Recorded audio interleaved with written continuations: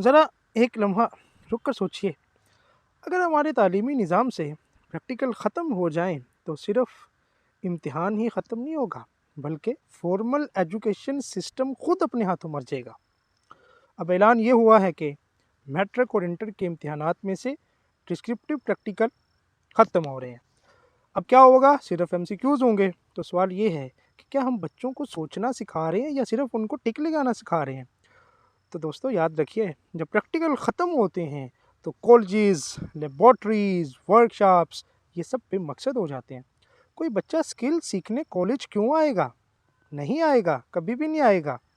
آج آپ دیکھتے ہیں او لیول ہو، اے لیول ہو، تو وہاں پہ ہوم سکولنگ کا تصور آ چکا ہے۔ گھر پر پڑھو، گھر پر امتحان دو۔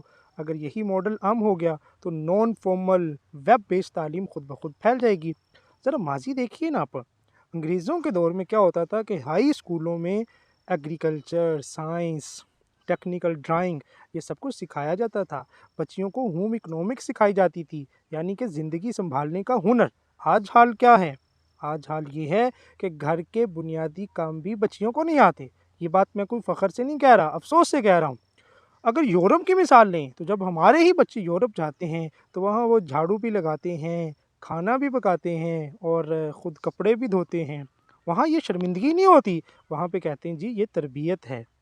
تو میں کہتا ہوں بھائی تھیوری کم کرو، پریکٹیکل کو بڑھاؤ۔ اگر پورا امتحان ہی آپ پریکٹیکل پہ کر دو گے تو یہ عمل آپ کو کیا کرے گا؟ آپ کی یہ قوم کو عمل پسند بنا دے گا۔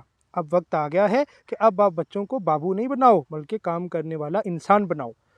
میرا سوال یہ نہیں ہے کہ ایم سی کیوز ہوں یا نہ ہوں، بلکہ سوال یہ ہے کہ ہم اپنے بچوں کو کون سی قوم بنانا چاہتے ہیں۔ شکریہ۔